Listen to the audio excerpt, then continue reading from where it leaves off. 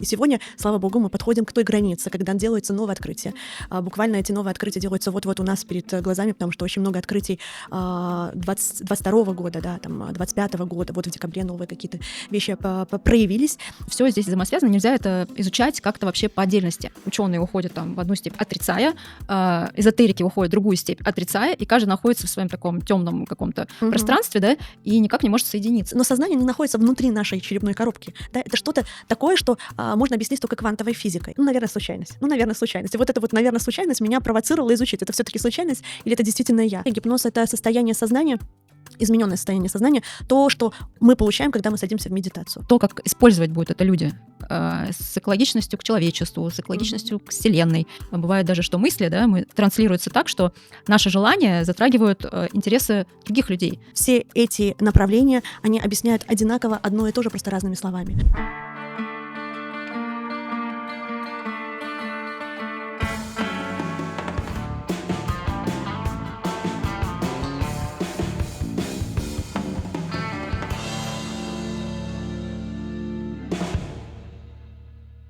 Мы много говорим на канале с учеными из области физики, математики, квантовой физики. И сегодня же я хочу перейти к практике. Как на практике происходят различные пересечения материи и духа, как формируются трансцендентальные понимания, опыты и осознание, и возможно ли человеку управлять этими свойствами. Сегодня на канале Элементалика с Таней Азаровой очень интересный и ценный для меня гость из нейронаучного мира. Маргарита Григорян, клинический психолог, исследователь потенциала мозга, автор 2 запатентованных методик работы с мозгом и подсознанием. Маргарита, здравствуйте. Я все правильно сказала? Да, Татьяна, все правильно. Спасибо большое, да, за представление. Всем доброго дня. Как именно пришли к тем знаниям, которыми владеете? Как вообще сегодня в наше время изучается мозг? Ну, сегодня мы находимся на таком стыке, который очень много псевдонаучных, так называемых теорий, которые изучают мозг, пока они не получили подтверждений. И мы находимся на таком стыке, когда у нас появляется новый инструментарий для изучения мозга, но в то же время, так как наука требует определенной доказательной базы, а доказательная база формируется при возможности повторять, да, результаты экспериментов, то, к сожалению, некоторые ограничения инструментальной базы, технических возможностей дают возможность, знаете как, предусмотреть какую-то теорию или гипотезу, но пока не имеющую возможности подтвердить и доказать. Но этот стык, когда научные знания начинают подтверждать духовные подходы, подходы из философии, из каких-то религиозных концепций, из каких-то концепций, которые, может быть, в какой-то степени относятся в том числе к эзотерическим. Мы говорим про эзотерику адекватную, когда эзотерические понятия, что относится к эзотерике, это то, что не подтверждено пока наукой. А наука не подтверждено, потому что пока нет возможности подтвердить. И сегодня, слава богу, мы подходим к той границе, когда делаются новые открытия. Буквально эти новые открытия делаются вот-вот у нас перед глазами, потому что очень много открытий 22 года, да, там, 25-го года, вот в декабре новые какие-то вещи проявились, и они дают нам возможность понять, что вот то, что относилось очень долгое время к эзотерике, но и наукой отвергалось, сегодня становится, пока что-то доказывается, за что-то получают Нобелевские премии, а что-то остается в рамках теории, но изучаемой наукой, исследуемой, да, экспериментально воспроизводимой. Вот. Поэтому, если говорить, как я пришла к науке, науки, связанные с исследованием мозга, потенциала мозга. Очень интересный путь у меня привела туда жизнь, да, свой личный опыт. Я вообще в целом, скажем, девочка, которая хорошо училась в школе, да, я любила получать знания, я там закончила с медалью школу, я закончила с красным дипломом первый свой вуз. И, в общем, в целом я такая была настроена на научные знания, но это было такое, в целом, просто как отличник, который хорошо получает и, да, обрабатывает эти школьные знания. Ну и потом так получилось, что какие-то сложности в жизни, связанные там с первым опытом семейных отношений, с первым опытом появления ребенка, новых обязательств, новых каких-то отношений, ответственности, которому никто не обучал, да, к сожалению, в школе этих знаний не давали. Это привело к какому-то внутренним стрессам, кризисам, которые нужно было тоже теперь находить какие-то варианты и подходы решения.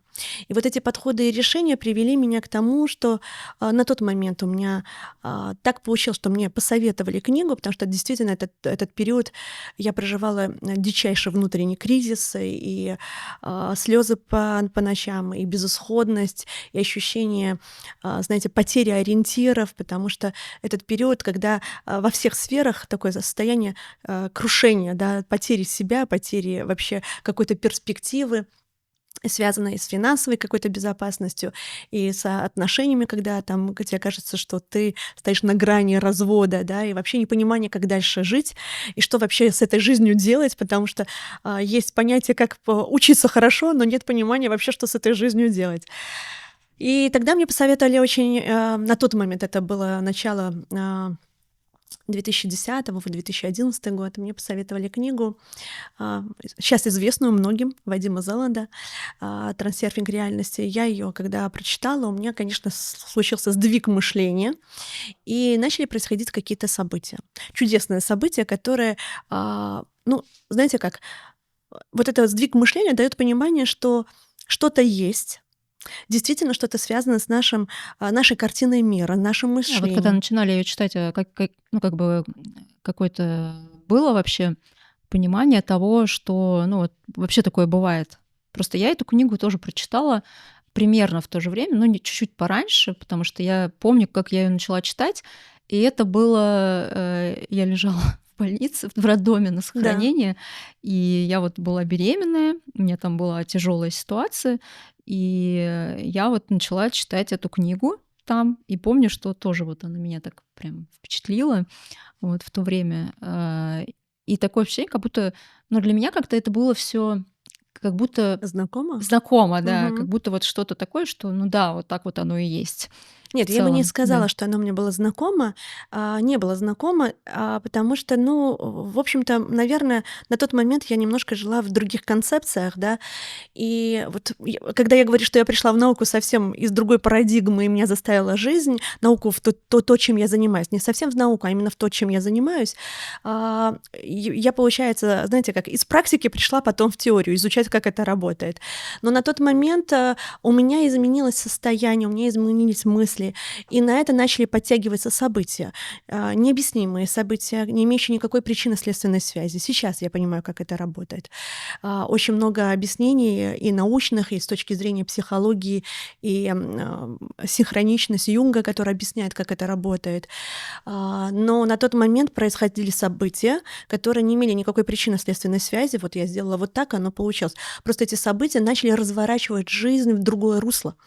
И мы начали выходить из того кризиса, в котором мы находились. И я понимала, что эти события не связаны со мной лично, то есть нашими действиями. Да? Это не то, что ты там сделал действие и увидел результат. Просто происходили события, когда ты мысленно понимаешь, что ты на это влияешь, они с тобой происходят, ты начинаешь выкарабкиваться из того дна, в котором ты находишься, и тогда у меня появился вот этот огромный интерес, как это работает.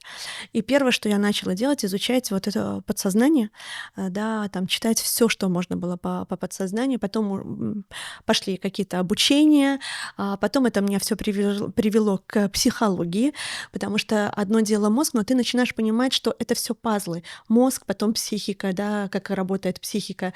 А через какое-то время точнее, не мозг, тогда еще было подсознание, что наше подсознание как-то влияет на внешнюю реальность. Потом подтянулась психология, потом это все привело к тому, что вместе с этим ты начинаешь изучать нервную систему в целом, строение, физиологию, нейрофизиологию, а это уже про мозг, да, и вот потом это уже меня привело к тому, что у мозга есть еще дополнительный потенциал, да, какие-то способности, кроме тех способностей, которые мы изучаем, там, допустим, там, в психологии или в науке, там, когнитивные какие-то способности, физиологические какие-то процессы, а есть еще резервные способности.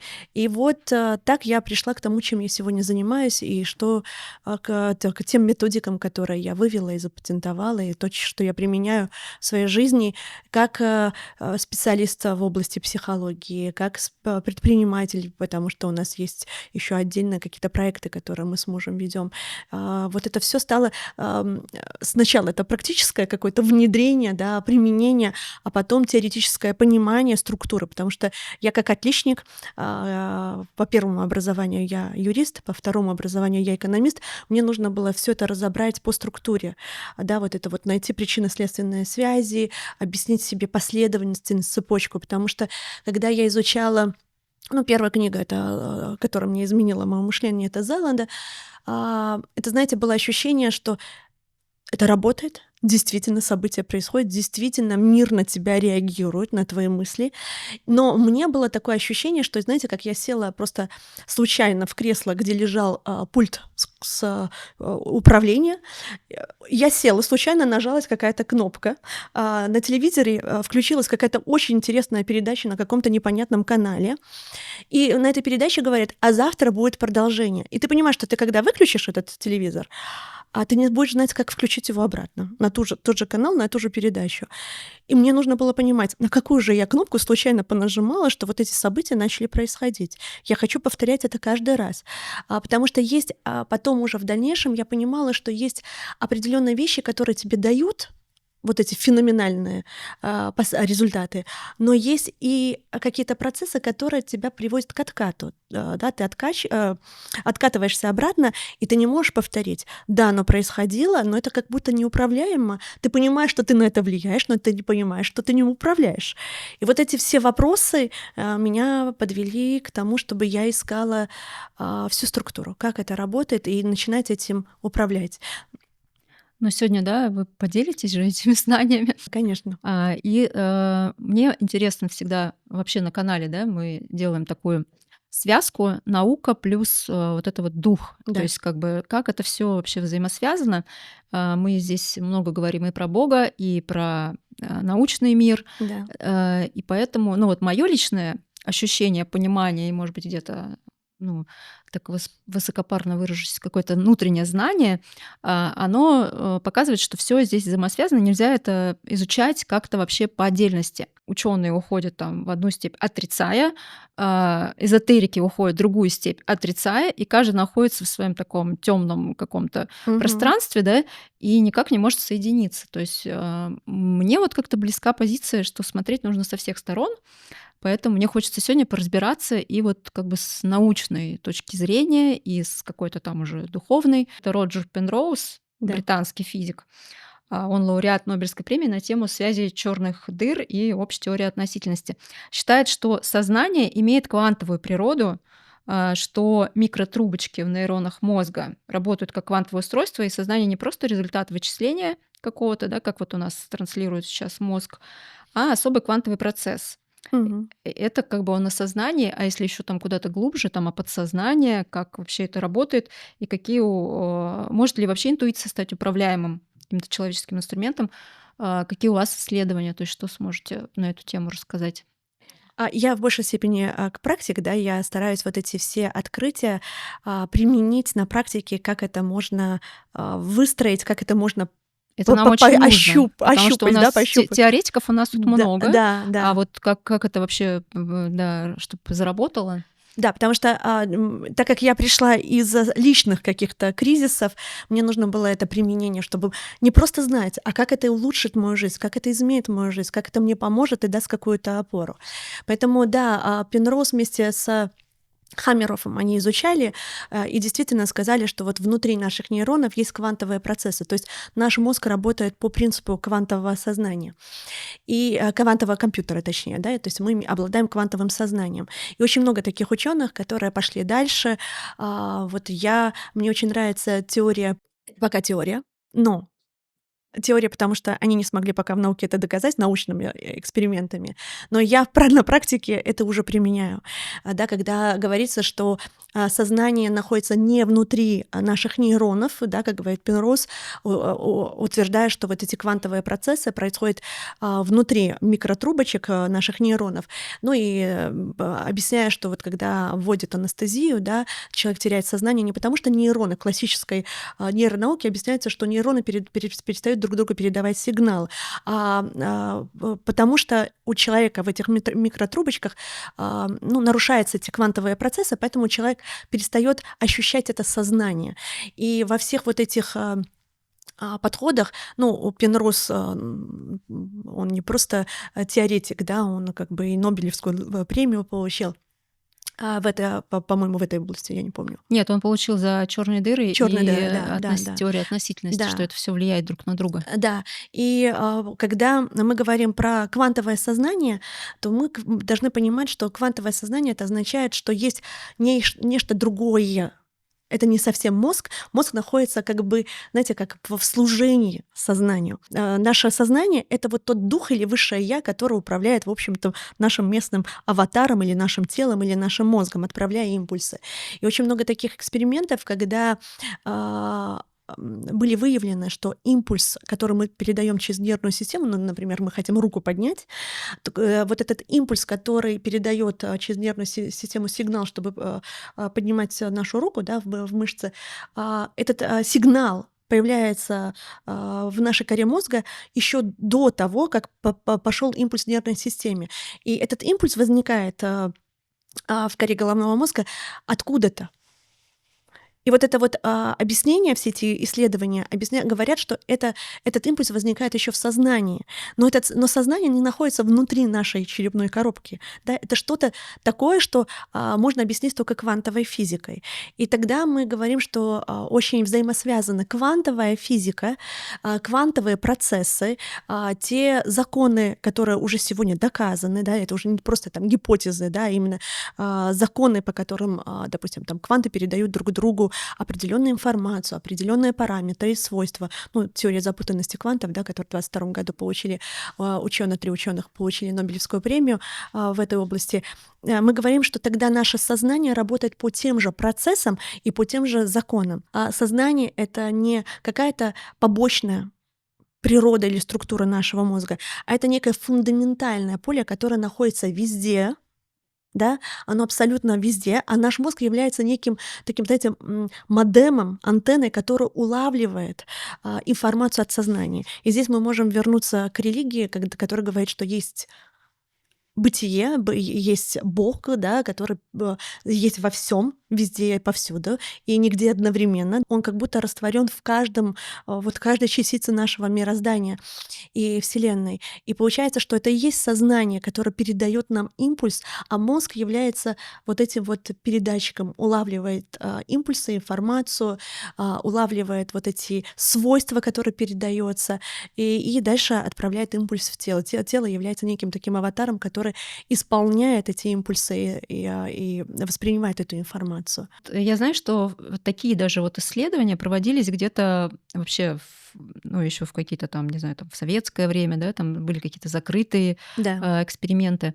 Есть ли какая-то информация, это вообще вот мы сейчас вот это узнаем, или же уже где-то там вот это все применялось, может быть, какими-то там спецслужбами, потому что такие знания, как бы, я не думаю, что вот прям сейчас только становится известно. Сейчас это объясняется, как это работает. Объясняется не только с точки зрения, да, там, каких-то эзотерических подходов, потому что это давно известные факты.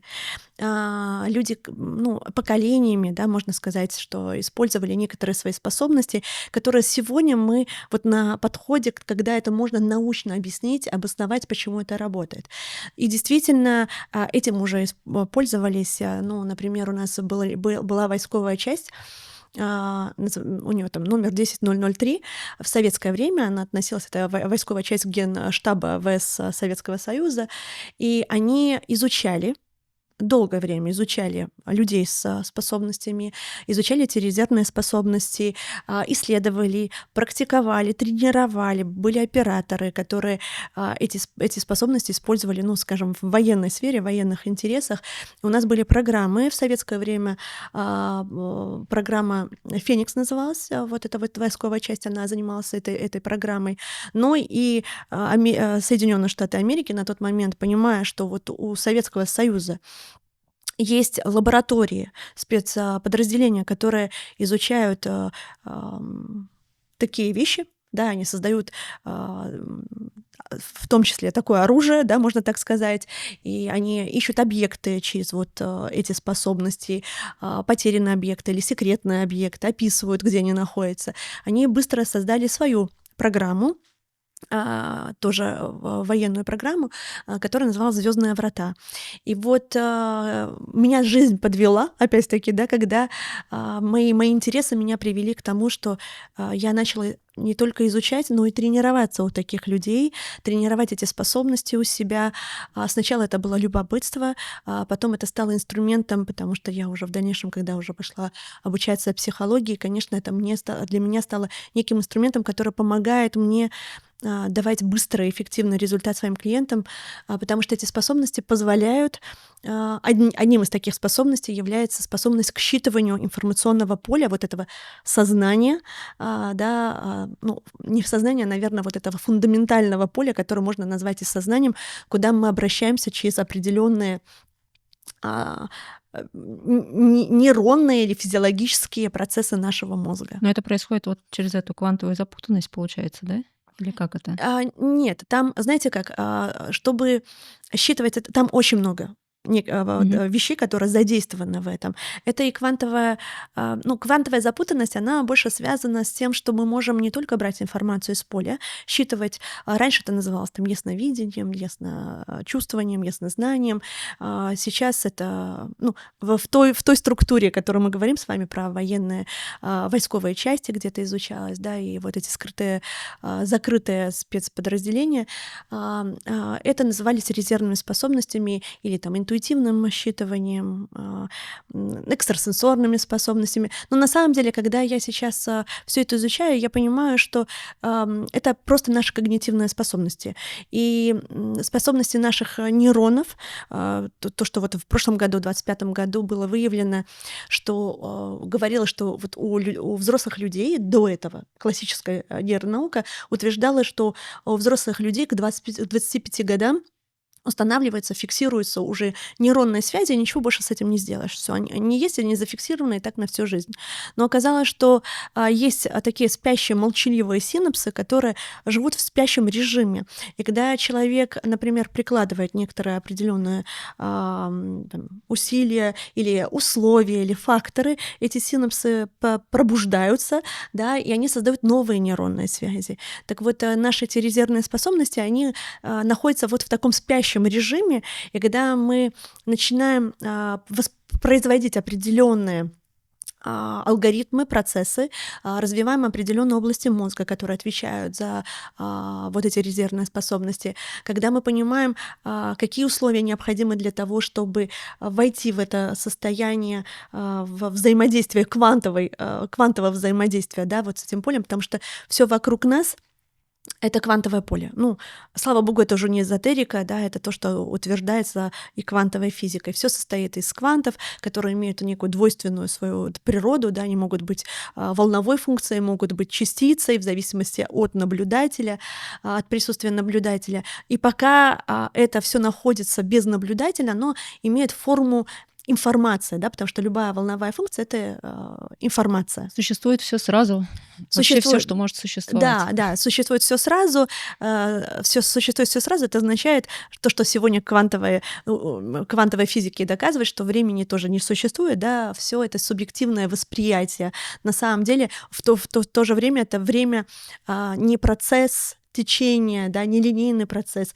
Это некий параметр тоже пространственный на самом деле, потому что во времени мы можем тоже перемещаться и мыслью, и своим восприятием, и своими эмоциями. И благодаря вот этому перемещению мы можем менять прошлое, а, соответственно, менять и будущее, изменяя свое восприятие прошлого, да, переписывая на уровне чувств свое прошлое, мы меняем свое будущее одновременно. И это все объясняется квантовой физикой и вот теми открытиями или теми исследованиями, которые сейчас производятся в области изучения сознания и развлечения от деятельности мозга. Это два разных процесса. И мозг позволяет перейти в уровень сознания, да, то есть мы сейчас все себя, знаете, как ощущаем наш мозг, да, вот мы говорим, мой мозг, там, меня заставляет. На самом деле это мы должны управлять своим мозгом, и у нас есть сознание, которое помогает нам управлять мозговой деятельностью, но мы находимся сейчас такой, нас этому не обучили, нас обучили тому, что мы такие в служении мозгу, и вот как нам мозг сказал, мы так и делаем. На самом деле это обратный процесс, и выходя вот на уровень сознания, выходя на уровень вот этих квантовых процессов, которые говорил Пенроз, да, что вот эти квантовые процессы внутри наших вот этих трубочек нейронных находятся. Это означает, что есть определенные факторы условия, соблюдая которые мы можем выйти вот на этот уровень информационного поля и брать информацию, связанную с прошлым, с настоящим и с будущим. Да, то, что вот говорят, невозможно прогнозировать будущее, возможно. Это уже не теория, я как практик это подтверждаю. Я и многие мои вот последователи этим пользуются, и это подтверждается фактами, и это доступно. Как можно вообще знать точно, неся такие знания, ну, то есть вот даже практики обучают таким практикам, что эти знания будут использоваться экологично? Потому что, ну, как бы люди все разные, намерения у всех тоже разные, и как вот, наверное, как это будет происходить? Потому что все равно рано или поздно сейчас эти знания, они как бы, ну, они вот уже, да, вот даже посредством нашего сегодняшнего разговора будут куда-то вот выходить на общее обозрение. И то, как использовать будут это люди с экологичностью к человечеству, с экологичностью к Вселенной.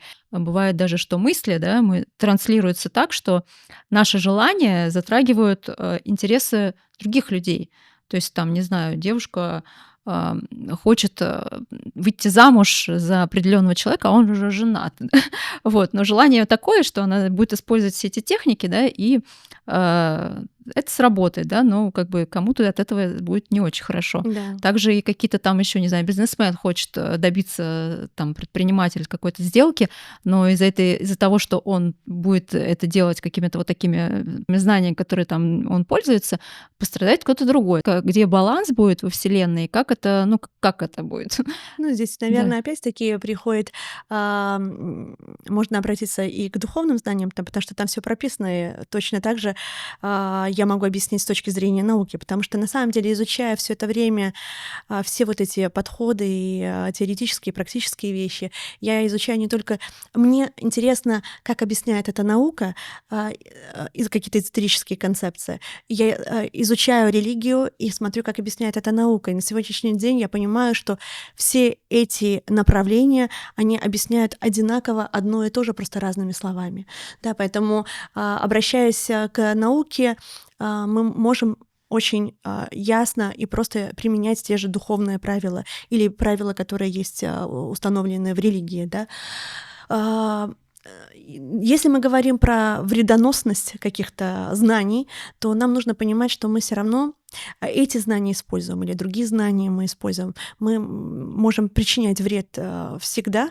И здесь есть такое понятие осознанности, потому что даже если мы эти знания не знаем, применяем другие знания, очень много людей применяют обычно там классические, ну вот не эти знания, а обычно классические знания, они тоже используют и применяют во вред, ну или себе, или своим близким. Да, даже отсутствие понимания психологии развития, например, может привести к тому, что родитель наносит травму своему ребенку. человеку. То есть, да, здесь любое отсутствие или присутствие знания, оно может быть как положительное давать последствия, так и отрицательное последствие. Поэтому знание само по себе не может навредить. Как может применить человек эти знания, это другой вопрос. Но, знаете, с точки зрения того, что именно вот того, что я исследую, изучаю.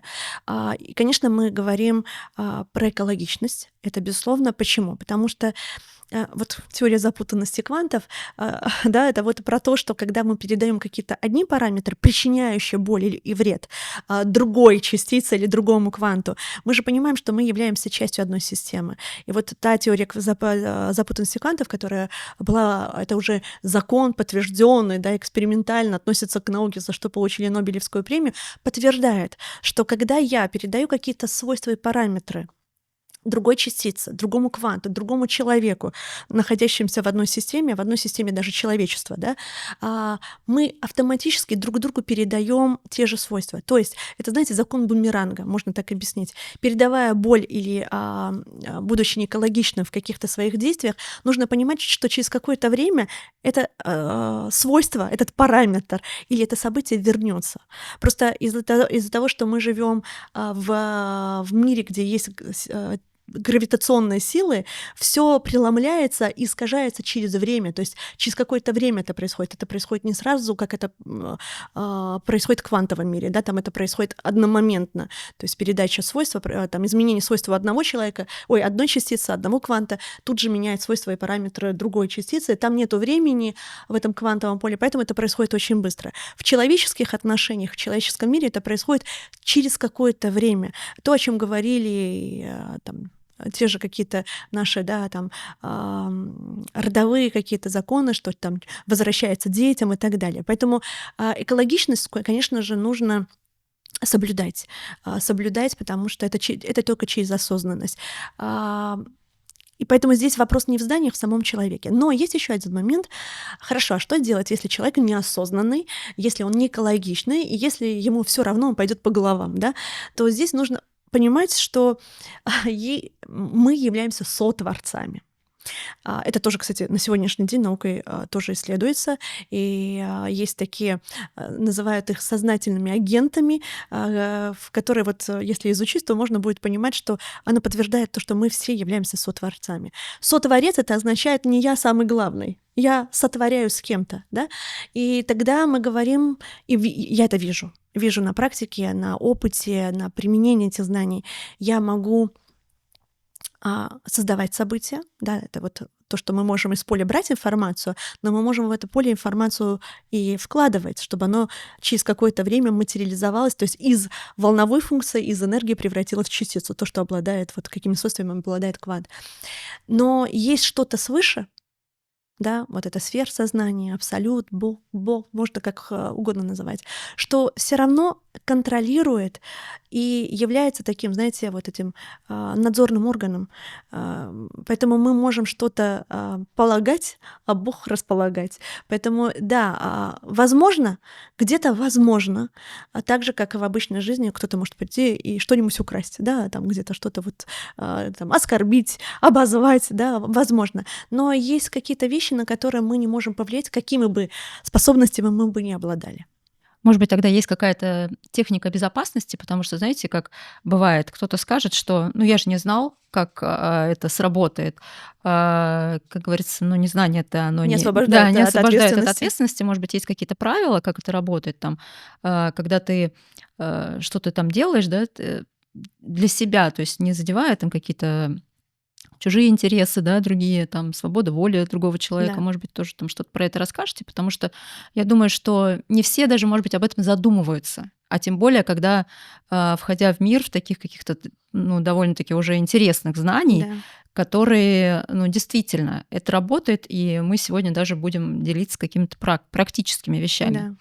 Ну, вы абсолютно правы. Первое — это свобода воли. Это первый, наверное, один из первых таких главных законов, которые есть и с точки зрения духовности, и религии, да, и вообще морали. Не повлияй на чужую волю и не создавай вот боли другому человеку, страданий другому человеку. Научно я объяснила, как это может быть. Может быть, одним из способов такой вот, знаете, самоконтроля является понимание, что вот то, что ощутит другой человек, через какое-то время я тоже могу ощутить. Поэтому в духовности есть такой момент, когда с тобой что-то происходит неприятное, негативное. Вспомни, что это спровоцировало. Может быть, какие-то твои мысли, ощущения, а может быть, какие-то твои действия.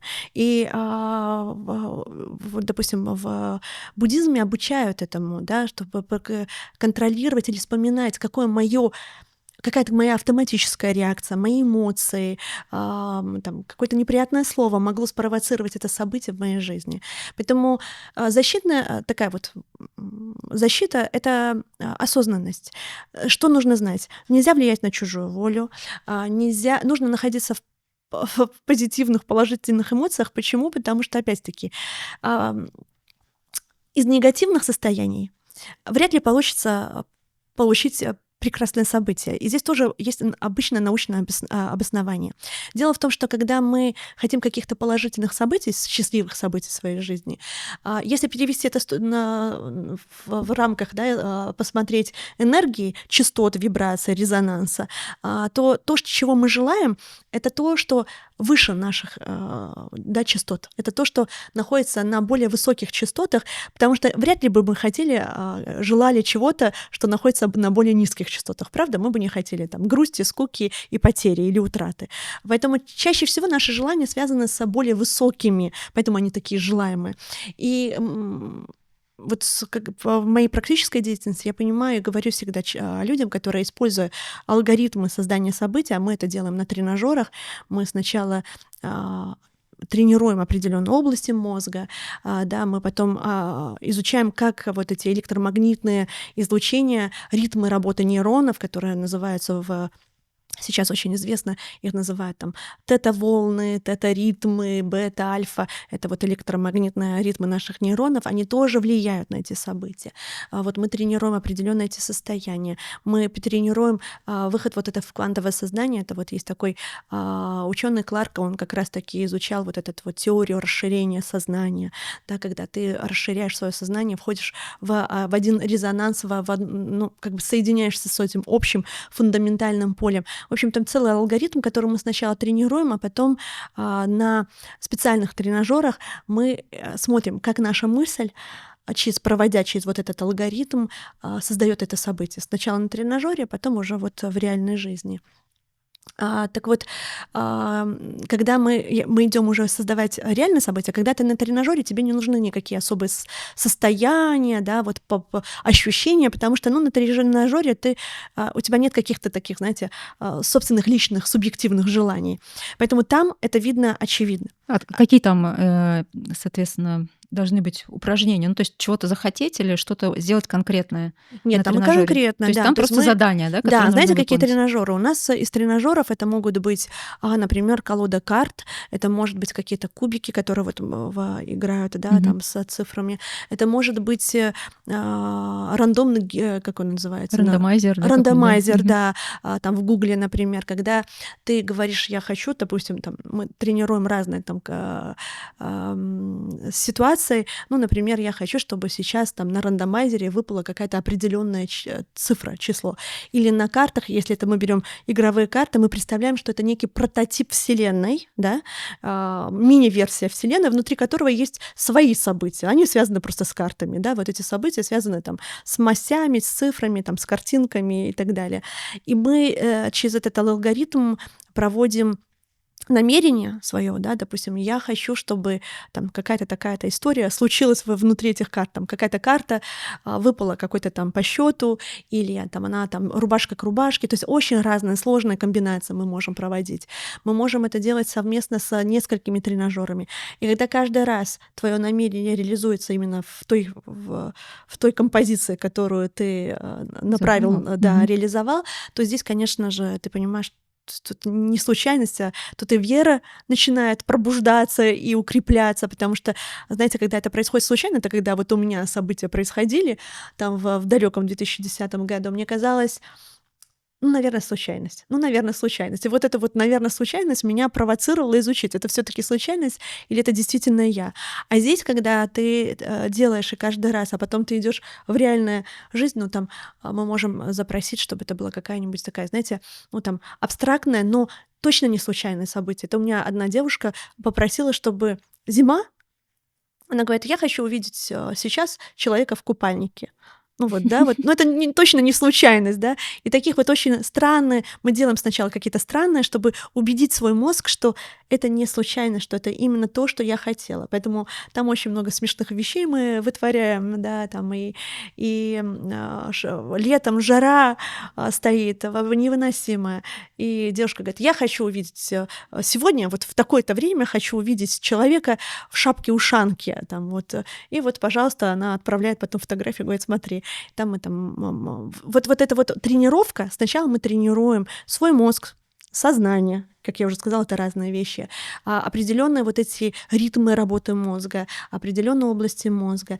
И вот, и по поводу желания, как мы можем навредить или нет. Так вот, когда желание не связано с высокими вибрациями, да, то нашей, вот там есть определенное правило, должно еще хватить энергии.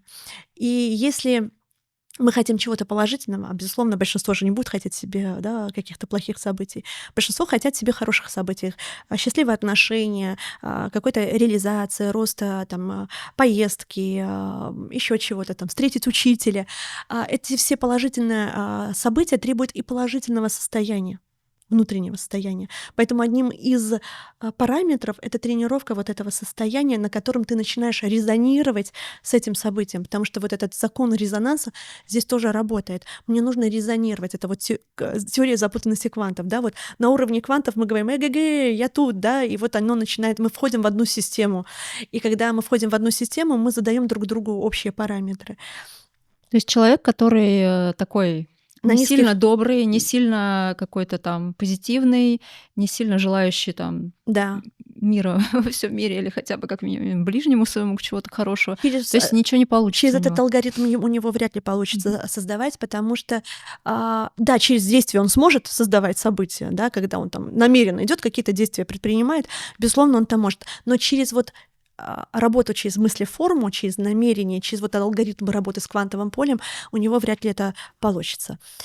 Но я вижу отчетливо, как некоторые вещи применяются неосознанно для общего человечества. Ну, например, даже те фильмы, которые нам показывают, да, из области фантастики, где там какие-нибудь апокалипсические сценарии или там пандемия всемирная, мировая, которая показывали еще до того, как оно Не случилось, да, смотрела, да.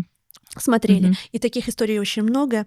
Это фильмы, когда неосознанно нас уже программируют. То есть мы посмотрели этот фильм, вот, кстати, про закон, который вы говорите, согласие, да, обязательно Свобода нужно воли, да, да, получается у свобода них? воли, это Мгм. тоже связано с свободой воли, я должен согласиться на какое-то событие, поэтому когда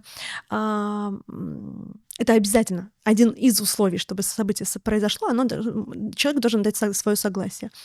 И у нас это согласие спрашивают, но спрашивают через какие-то фильмы, через какие-то истории, через какие-то новости, соцсети. И самое главное, самое интересное, что мы соглашаемся. Соглашаемся как?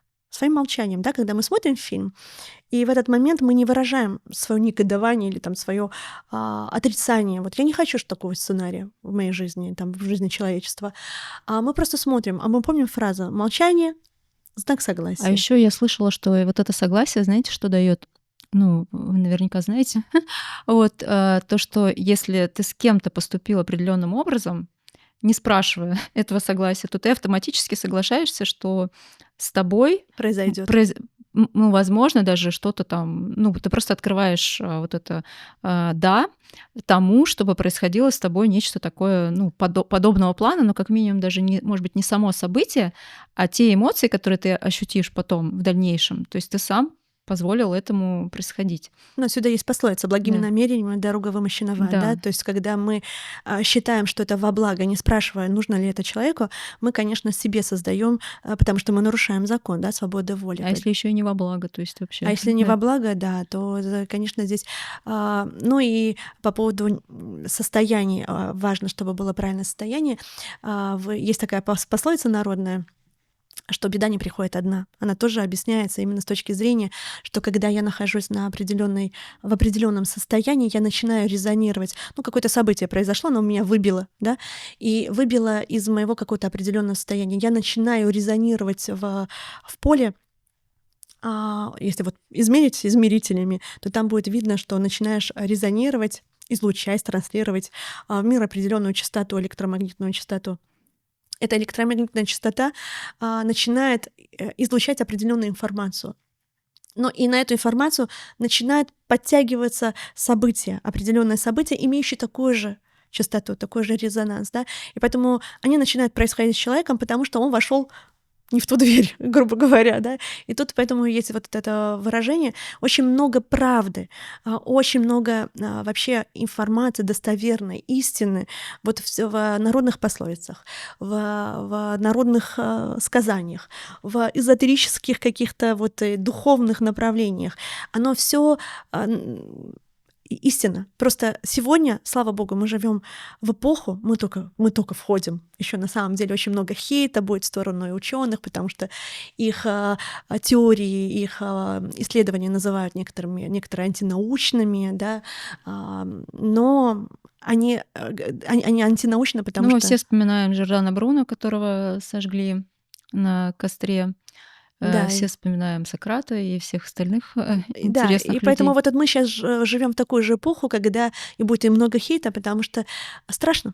Новые знания, они приносят новое мировоззрение, новое понимание, и к этому нужна психика. Это естественное состояние психики, защитный механизм, когда к новому мы всегда боимся. Поэтому проще просто это отрицать через негодование.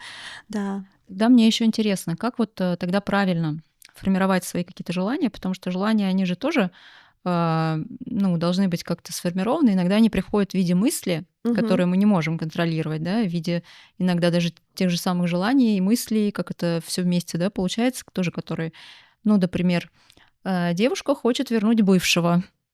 Она А бывший очень хочет? а вот вопрос, но она этого очень хочет, и она пойдет там делать какие-то все практики, которые это все, ну, как бы можно натренировать себя. Как это будет работать ну, как бы в Нужно жизни? нужно понимать, что, как я уже сказала, а, в той концепции, в которой я работаю, это невозможно. Невозможно, потому что здесь нету, вот знаете, вот этой мистики, здесь научный подход, поэтому с точки зрения науки вряд ли мы сможем повлиять на чью-то волю. Да, то есть если только через какие-то определенные, я не знаю, там, ну, то есть это не моя область, это область такая, знаете, ритуалы, магия, мистика. Да. Поэтому там Мы сегодня вообще не про это. да, мы Да. сегодня не про это, и вообще я в целом не про это. С точки зрения науки ей не удастся это сделать, потому что там немножко другая концепция. Это про сознание, это про работу мозга, это про квантовое поле, и там возможно что-то создать с точки зрения для себя каких-то событий, таких нейтральных, я имею в виду, с точки зрения отношений, с точки зрения человеческих каких-то вот вредоносных вещей. Поэтому я пока в моей практике не было таких историй. Может быть, кто-то бы и хотел, но пока мы не сталкивались с тем, что кому-то это удавалось. Пока у нас есть истории, когда выводили камни из мочеточника, когда там. Это плохая история, которую я рассказываю, потому что сейчас начнут все думать, что можно там прям, знаете, без врачей обходиться. Нет, так как я медицинский еще психолог, вот я сейчас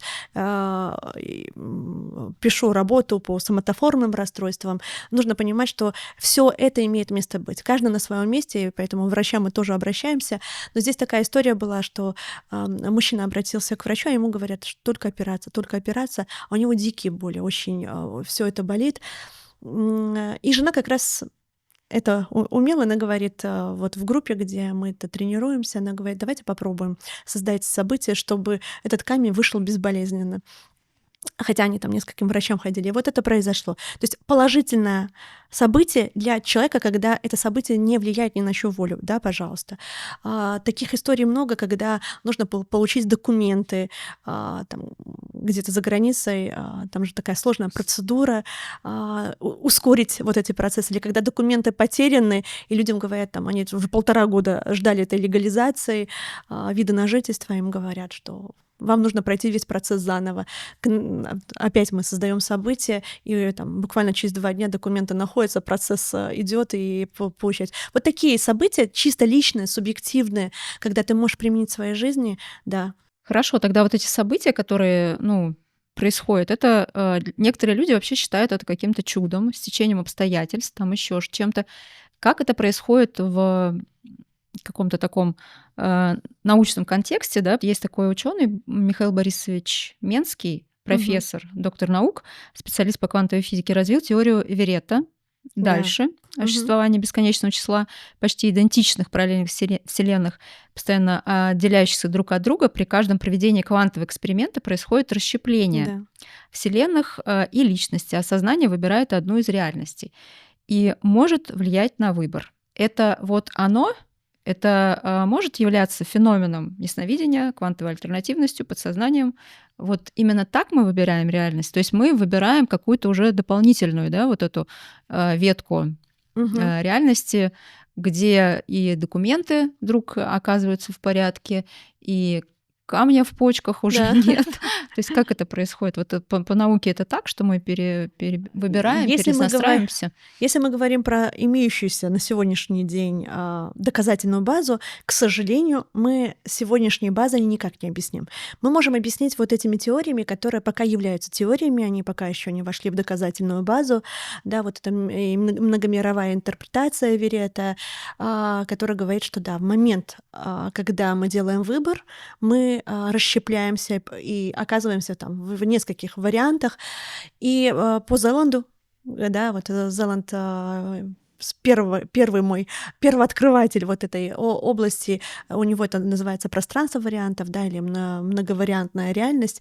Да, я думаю, что с точки зрения вот открытия квантовой физики мы можем теперь говорить, как это возможно, что сегодня у меня нет этого события, оно не произошло, я нахожусь в некой потребности, да, чего-либо. А в этот момент, там, через день, например, вдруг происходит вот это чудесное событие, которое мы никак иначе не назовем как чудом.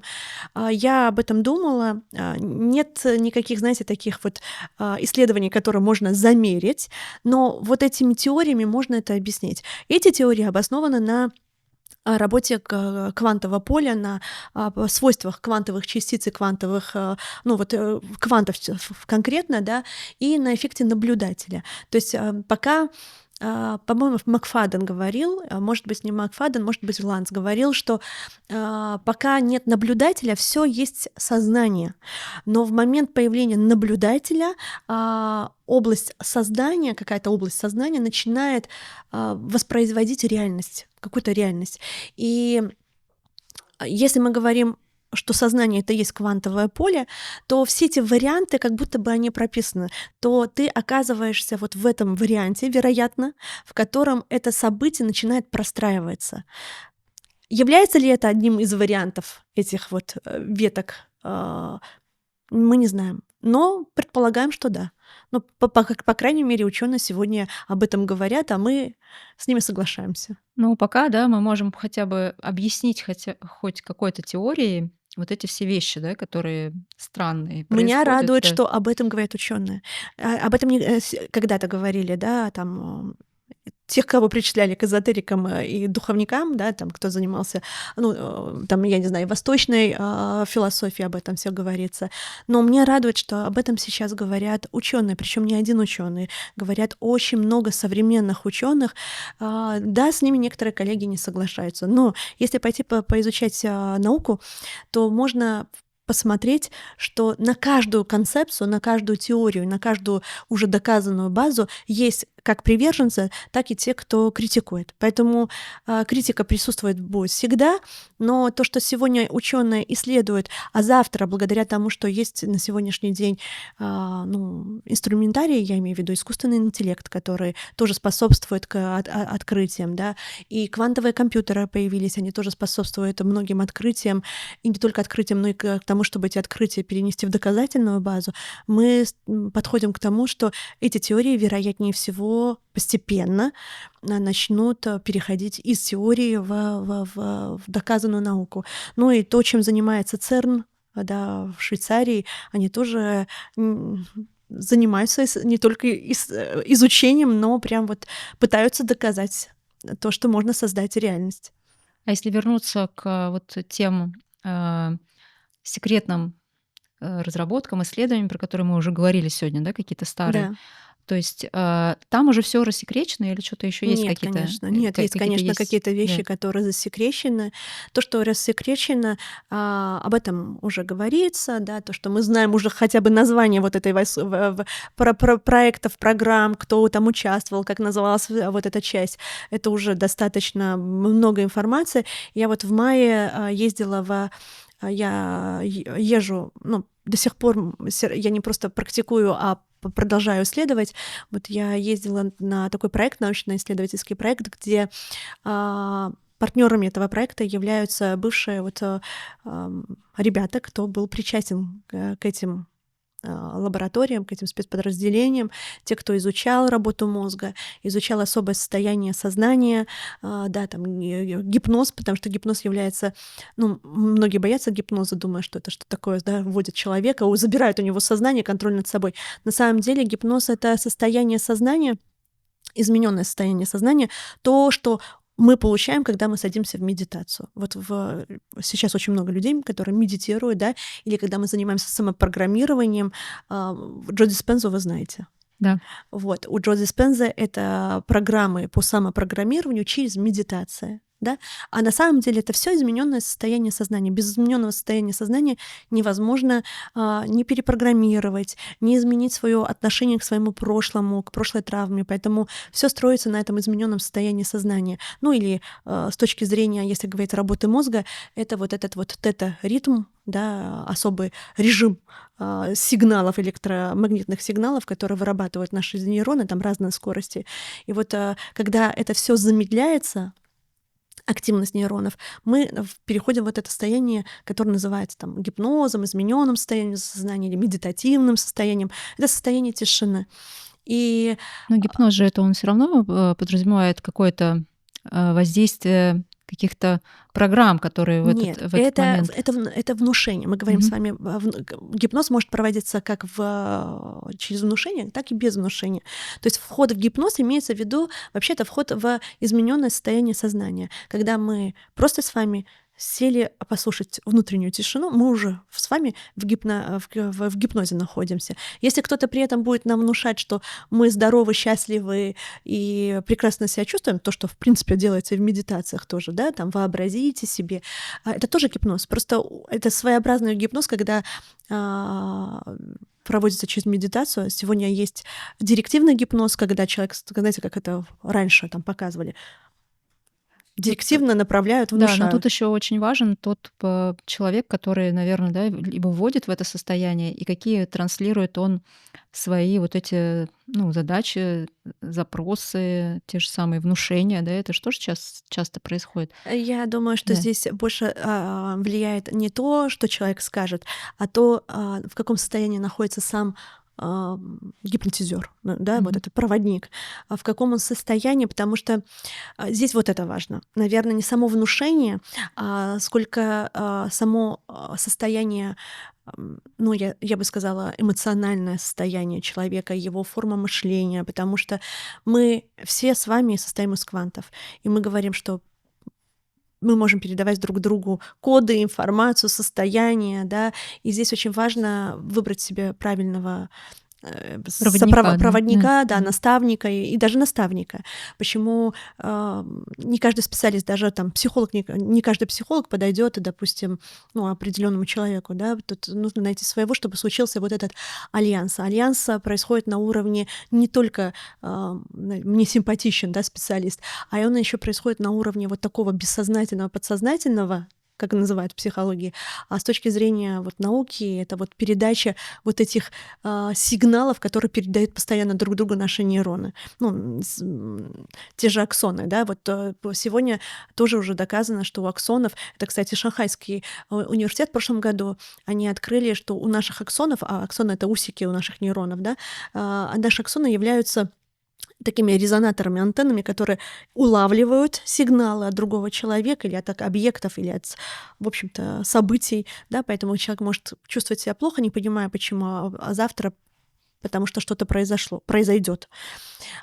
Улавливает Это сигналы, предчувствие, да, вот это, да, предчувствие, которое и передает сигналы. Поэтому, когда я нахожусь, например, в общем пространстве или в общем поле с проводником и вхожу в это вот состояние измененного сознания, да, вот расслабляюсь, это означает, что я восприимчива, мои, да, сенсорные вот эти усики, они восприимчивы к информации, которая будет передаваться. Ну, а так как мы с вами улавливаем не только вот этими глазами, ушами. Наш мозг постоянно обрабатывает информацию, невидимую информацию. Мы можем обработать еще информацию, которую проводник передает не словами, ну, даже неумышленно, просто потому что он там думает о том, что у него там проблемы со здоровьем или в семье, да, мы это тоже обрабатываем. Поэтому очень многие люди, знаете, когда они говорят, вот я нахожусь в какой-то апатии, я себя плохо чувствую, у меня состояние неуверенности, ну, не то чтобы неуверенности, а вот внутри какой-то опустошенности, одиночества, печали или грусти. Но я не могу понять, почему. Вроде все хорошо, но я не могу понять, почему. Я говорю, не всегда то, что мы чувствуем, это наше. Мы с вами наш мозг постоянно обрабатывает информацию. Эта информация вокруг нас. Слава богу, у нас есть уже телефоны, гаджеты, которые передают друг другу, да, информацию на любом расстоянии. Как они передают? Благодаря вот этим радиоволнам, да, которые передаются от разных станций друг другу, да, вот это в одночасье. Получается, даже вот это помещение, в котором мы с вами сидим, оно просто наполнено вот этой информацией, которую, может быть, наши соседи друг другу там передают, там, я не знаю, голосовое сообщение, смс-сообщение там, или видео какое-то. А наш мозг это все обрабатывает. Он улавливает все эти частоты, он через себя пропускает, обрабатывает, и мы в какой-то момент присваиваем себе вот эту информацию, думая, что это мы его чувствуем, или мы с нами это связано. Это эффект дежавю, это про то же самое.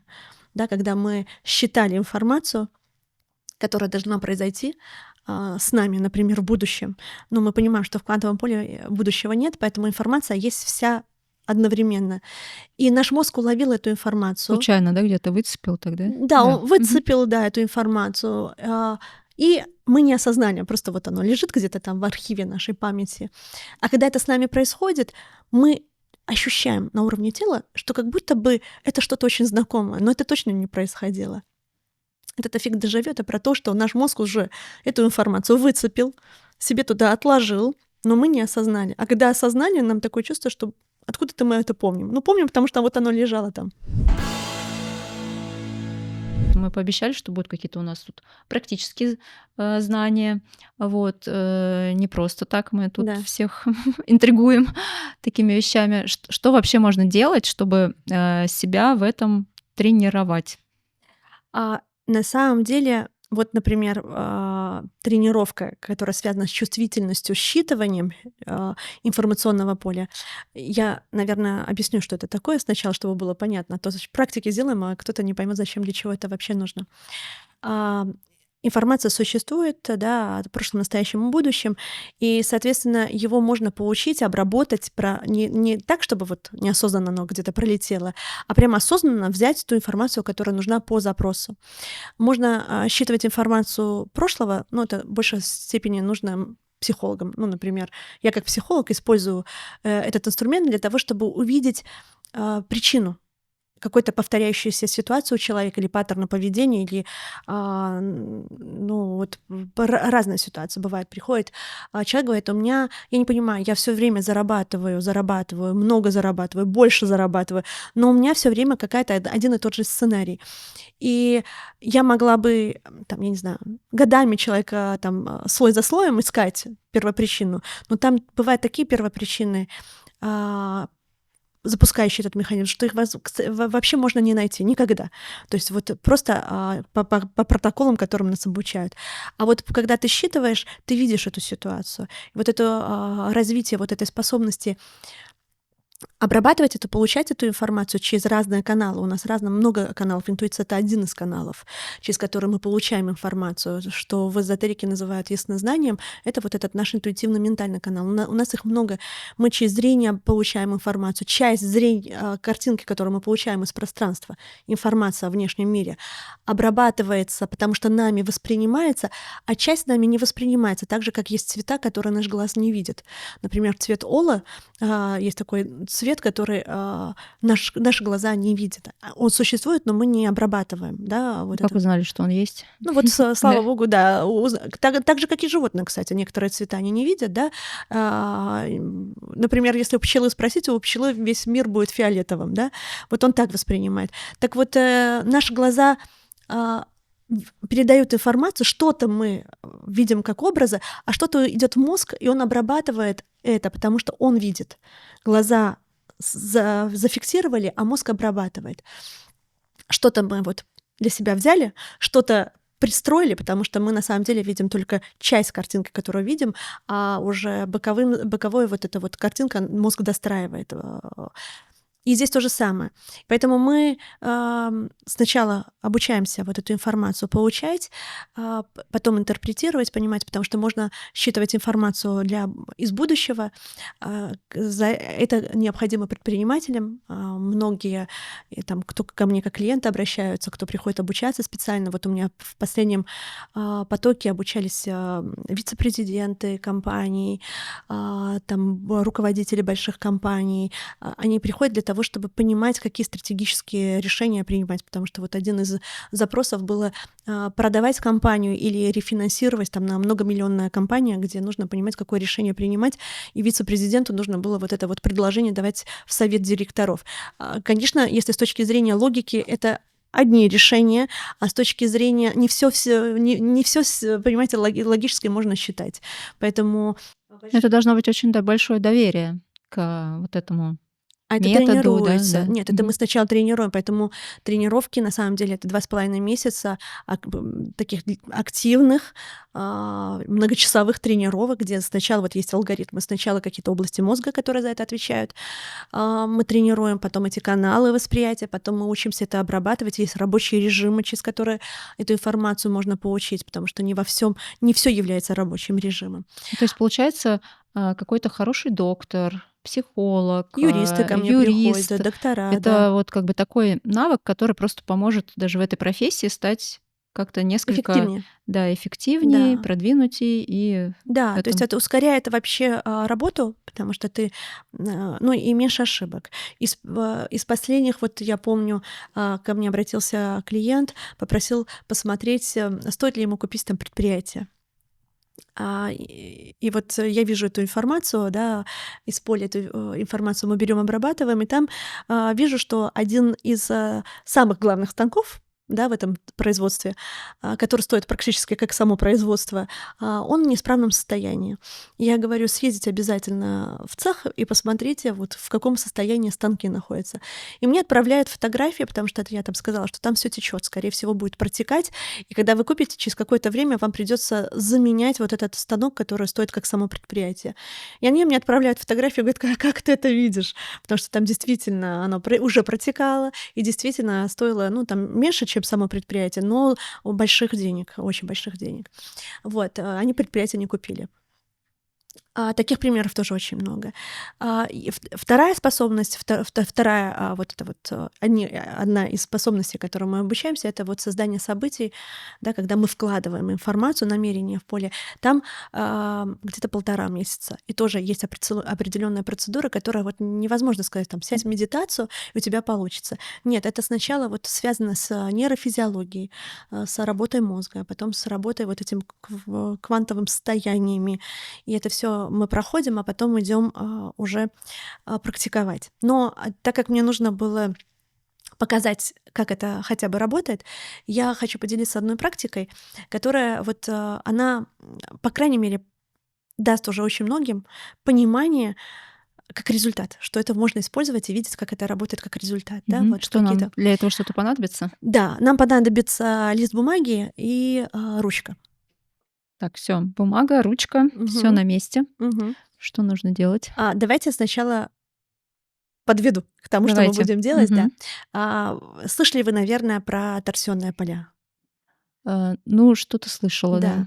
Они тоже относятся, если Давайте что-нибудь так чуть-чуть расскажем, да, да. по-честному, это тоже относится к псевдонауке, так же, как и, в общем-то, открытие Игоряева и зеркало Козырева, да. Вот с одной стороны, это ученые, которые исследовали, и у них были результаты, но официальная наука это не принимает.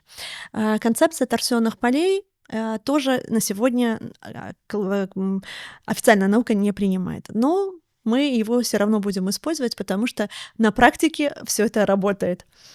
Что такое торсионные поля? На самом деле торсионные поля — это физическое закручивание вихри, которое образуется, когда точнее, торсионные поля возникают там, где есть вот физическое закручивание вихри.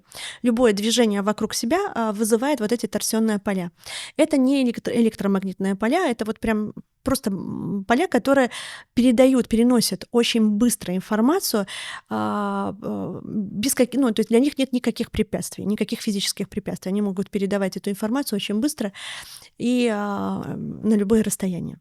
И в этой практике я использую вот эту ну, этот феномен торсионных полей, мы будем с вами создавать закручивание. Козырев, когда создавал свои зеркала, он тоже использует торсионные поля. У него из алюминиевого листа он сделал такой вот спираль, заходя внутрь которого формируется тоже это торсионное поле, которое преломляет не только свет, да, за счет алюминиевого листа, но и преломляет время. И за счет этого мы можем как будто бы ну, изменять какие-то внутренние настройки или получать информацию из будущего или из прошлого. Да, там кто-то начинает видеть, кто-то меняет внутреннее состояние, перенастраивает себя. Поэтому мы здесь тоже будем использовать правостороннее закручивание и левостороннее закручивание. Правостороннее закручивание у нас это про положительную динамику. И нам с вами сейчас левостороннее закручивание это про ну, скажем, избавление от чего-то. Поэтому в этой практике нужно подумать, от чего мы хотим избавиться и что мы хотим приобрести. Ну, например, какое-нибудь состояние. Мгм. Мгм. Подумали о чем, да, вот что мы хотим. Кто-то, да, кстати, вот этой практики решает свои вопросы, связанные, там, получить визу.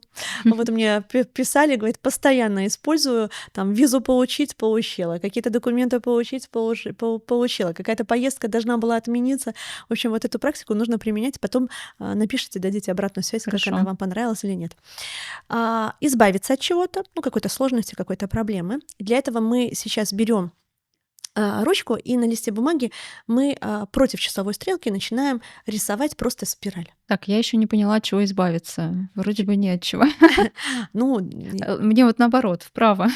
хочется вправо. Да. Ну хорошо, для зрителей, значит, можно Мгм. будет против часовой стрелки для того, чтобы от чего-то избавиться. Может быть, какое-то состояние неуверенности, там, я не знаю, тревожности, волнения. Давайте, да, я поняла, от чего избавиться.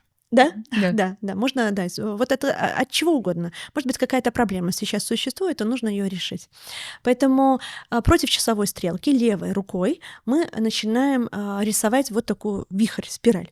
И при этом мысленно проговаривать то, от чего вы хотите избавиться. Вот прям по всему Это листу что-то можно. одно должно быть, да? Да, это пока Мгм. что-то одно может быть. Мгм. И вот вы входите в некое такое медитативное состояние, прорисовывая вот это вот против часовой стрелки, вот эту спираль. Пока вы прорисовываете эту спираль, можно делать прямо на большом листе. Вот сейчас Татьяна рисует небольшой, потому что ей не совсем, наверное, пока удобно, но когда вы делаете это самостоятельно дома, вы можете взять лист А4 и прямо на всем листе против часовой стрелки левой рукой рисовать вот эту спираль и проговаривать то, от чего вы хотите избавиться. А я вам объясню, что при этом происходит. Кроме того, что мы образуем некое торсионное поле, которое переносит информацию, да, сквозь времена и физические препятствия, мы входим с вами вот в это измененное состояние сознания. Это трансовое состояние, необходимое для любой проработки, для исполнения желаний, для того, чтобы изменить тоже прошлое. Да, когда мы приходим к психологу, мы тоже работаем с неким... Долго нужно делать? А? Долго? Да? В целом здесь можете недолго, потому что это у нас как бы показательная да. практика. Те, кто будет делать самостоятельно, да, это нужно будет делать, вот минут 5-7, потому что пока вы делаете, в какой-то момент ваше сознание отключается, и вы входите в такое медитативное состояние. Это и есть измененное состояние сознания. А измененное состояние сознания — это ключик к нашему подсознанию. Если нет измененного состояния вот этого сознания, мы как бы с вами на уровне ума действуем. А на уровне ума, мы помним, это 5% нашего воздействия на реальность. Для того, чтобы провалиться в подсознание и на уровне подсознания интегрировать какие-то вот эти свои желания, избавиться от чего-то, мы должны с вами войти вот в это измененное состояние сознания. Когда ты делаешь долго, в какой-то момент ум такой говорит: все, мне надоело на этом концентрироваться, он идет, отвлекается, и вы впадаете в некое вот это вот трансовое состояние. И когда вы делаете в трансовом состоянии, проговариваете свое намерение, свое желание, вы в этот момент как бы пропечатываете, прописываете вот эту команду, вот эту программу себе на уровне подсознания. После этого вы берете или другой лист, да, или там же можно, лучше взять там другой лист, можете перевернуть. И уже правой рукой по часовой стрелке мы рисуем то же самое, но уже проговариваем то желаемое намерение, да, то, что вот позитивно и приятно. Например, стать увереннее, там, можно это с каким-то событием связать. И вот это тоже делать 5-7 минут, 10 минут. То есть здесь нет ограничений во времени, просто в какой-то момент вы должны почувствовать, что вы это уже делаете как будто на автомате и в таком состоянии «я здесь и не здесь». Да, вот это есть квантовое вот это состояние «я везде и нигде одновременно». Или в религии тоже говорится про Бога, он находится везде и нигде одновременно. Вот это именно про квантовое состояние, да, когда квант может находиться везде и нигде одновременно, вот этот переход совершать. И вот здесь мы тоже проваливаемся в это состояние, как будто я здесь, но я уже не здесь, как будто у меня есть такое внутреннее расширение. И проговаривая намерение, мы как будто бы делаем это прописываем это на уровне подсознания, а наше подсознание является вот этим роутером, который передает информацию туда и обратно, да, и в поле, если нужно создавать какое-то событие, и из поля берет информацию, если нам нужно какую-то информацию получить. Вот эта практика, она и научна, то есть с точки зрения науки его можно как-то объяснить, но с точки зрения как практики можно ее отнести к эзотерической практике, кто как хочет. Самое главное, что это рабочая практика, которая показала результаты. Да, показала уже результаты. Интересно, ничего сложного, кстати. Сложно? Нет, говорю, ничего сложного. Ничего сложного, да. Вообще. Вообще, на самом деле, вот эти все вещи, они не сложные. Потому что у меня самой не было никакой предрасположенности. Мне когда говорят: как ты так научилась видеть, как ты научилась создавать события? Потому что я, периодически снимаю, как я это делаю, чтобы, не только на словах, потому что я практик, я постоянно практикую. Вот я езжу на эти тренировки, сама тренируюсь.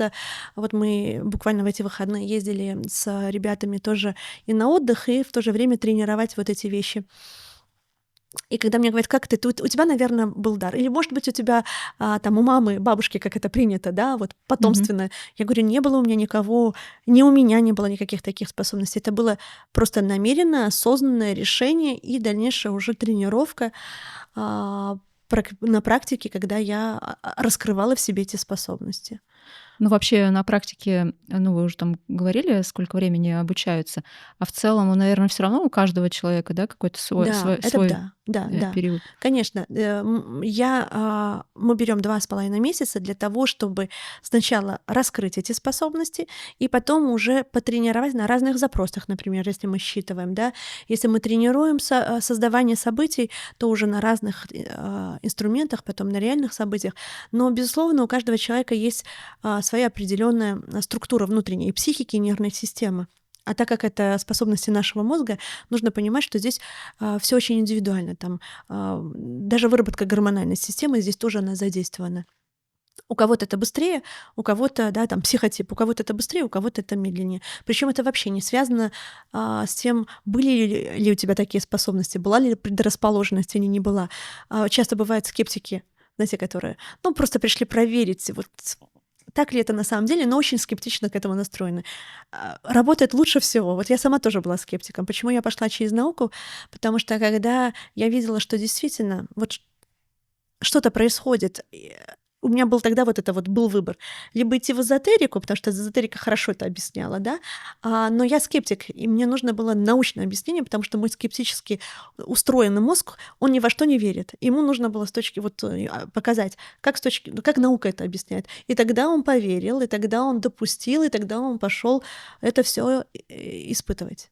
А есть такое, что, ну, как-то Вселенная или, я не знаю, там все эти, а, законы закрывают, отодвигают это все и не дают, ну, как бы познать, когда ты пытаешься влезть вот в эти вот какие-то такие вещи уже немножко запредельные?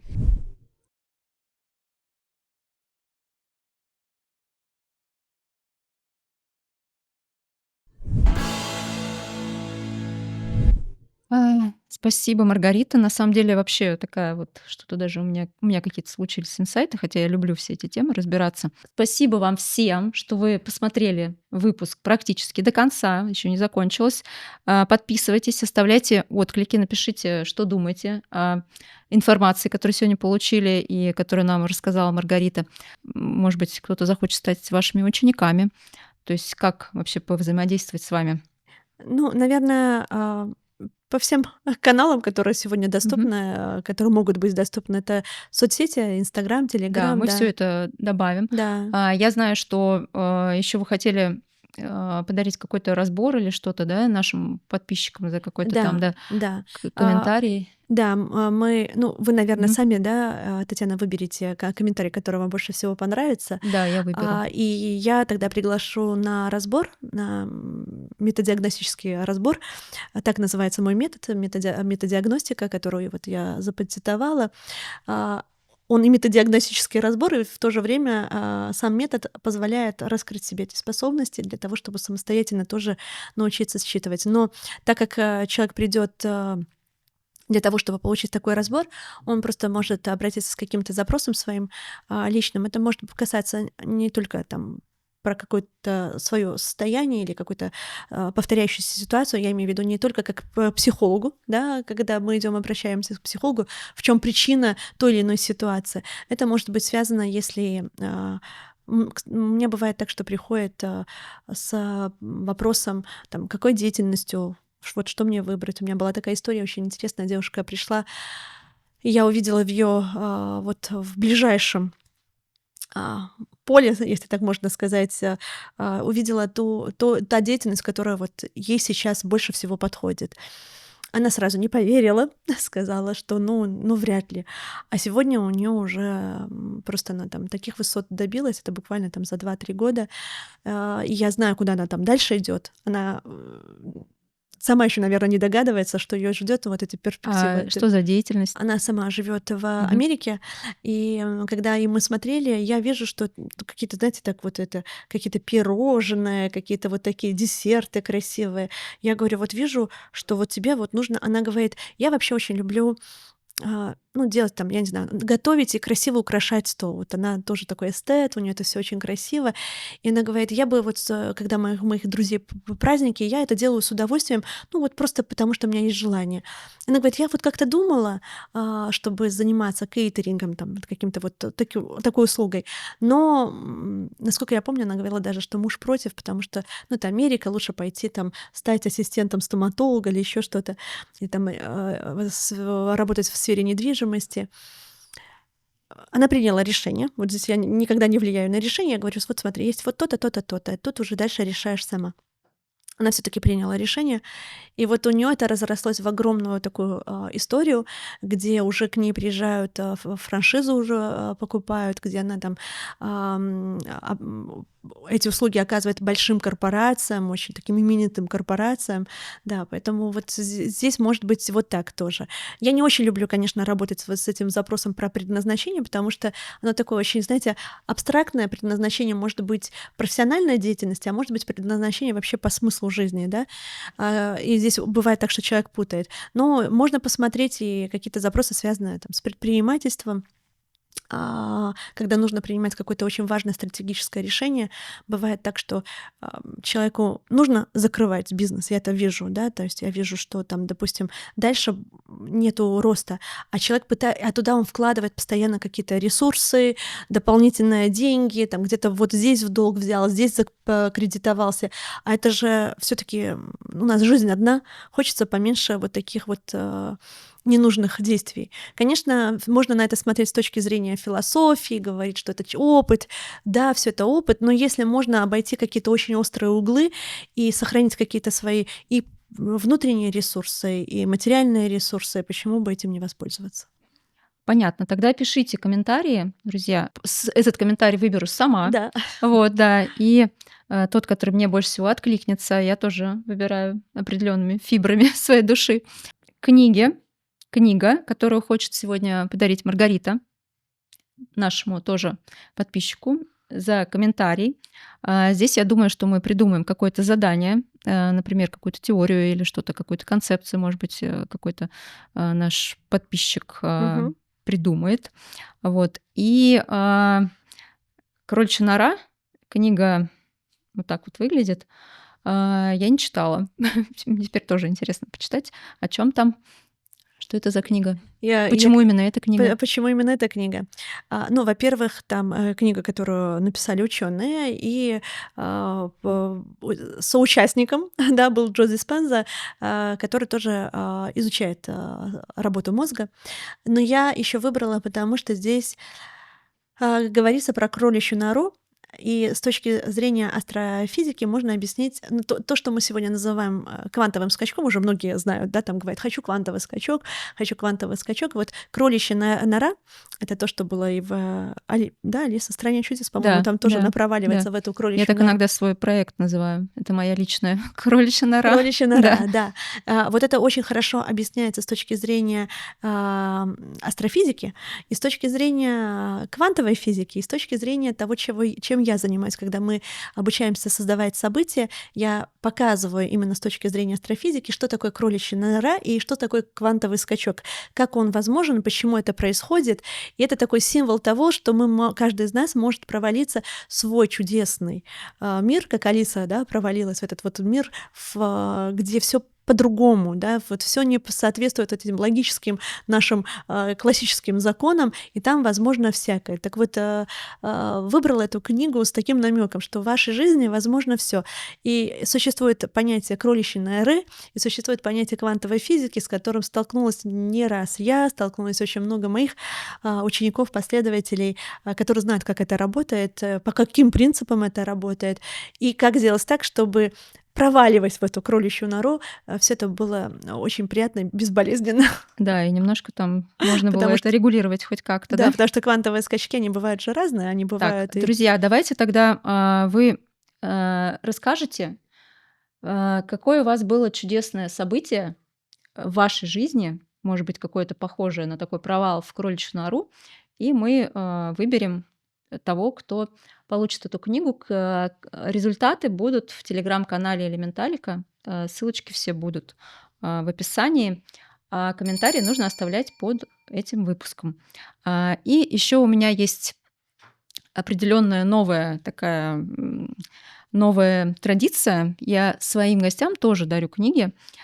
И у нас был на канале ученый, Мгм. астрофизик, математик, и он посоветовал тоже эту книгу. То есть мы разговаривали про науку и какие-то затронули такие паранормальные истории. Мгм. И вот посоветовал почитать эту книгу, потому что она здесь написана и научным языком, и тут еще и рассказано про какие-то такие паранормальные, нестандартные и не поддающиеся пока что объяснению точно наукой вещи. И как это можно еще завязать с квантовой физикой. Называется она «Квантовая механика и парадоксы сознания». Автор Александр Никонов. Всем рекомендую.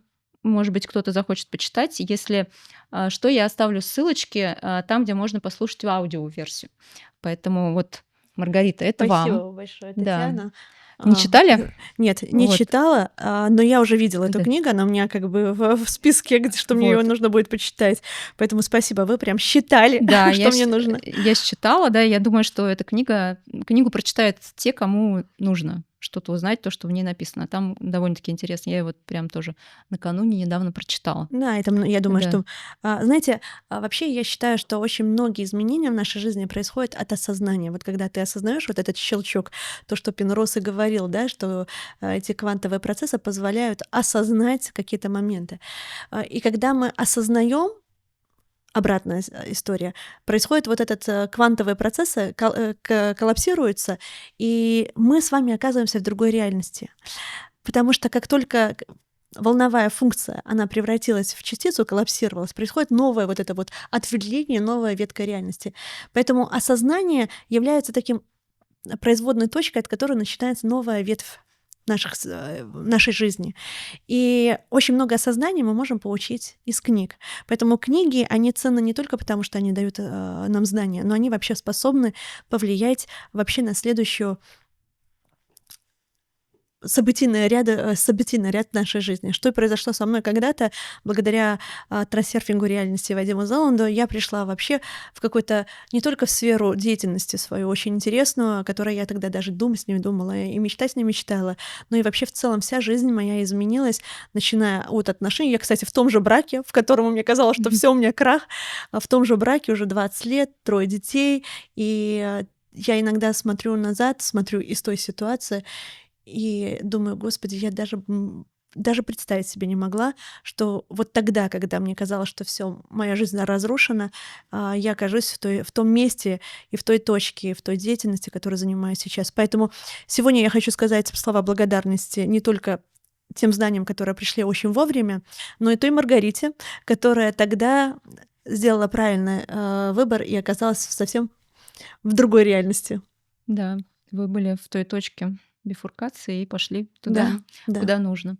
Но опять же, благодаря вот каким-то таким внешним подсказкам. Поэтому И кризисом, да, кстати. да, Кризисы тоже являются нашим вот этим вот подводным, не подводным, а неким, знаете, наверное, это вот рука допингом Бога. Я каким-то, бы да. сказала, что это рука Бога, просто мы почему-то не доверяем себе. И каждый кризис мы воспринимаем себя, как будто бы мы там неудачники или что-то с нами происходит не то. Но на самом деле кризис — это вот тот импульс, через который Бог хочет, чтобы мы познали свой потенциал. Мы понимали, что если мы с этим справились, то мы способны на многое. Поэтому каждый кризис нам нужно проходить с этой верой в себя и верой в Бога, и понимание, что это не испытание, это возможность познать еще больше себя и свои способности, свои Да. возможности. Спасибо, Маргарита, на такие прям вдохновляющие вещи.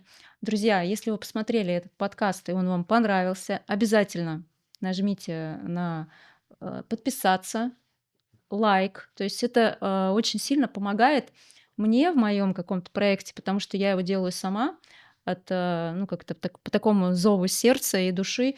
И чтобы его видели люди, которые должны это увидеть, обязательно нужны какие-то реакции. Спасибо вам огромное за то, что посмотрели до конца. Спасибо, Маргарита. Спасибо, Все, я Татьяна. думаю, что мы еще встретимся. У меня остались вопросы. То есть, С удовольствием. да, все. Спасибо, До благодарю. свидания.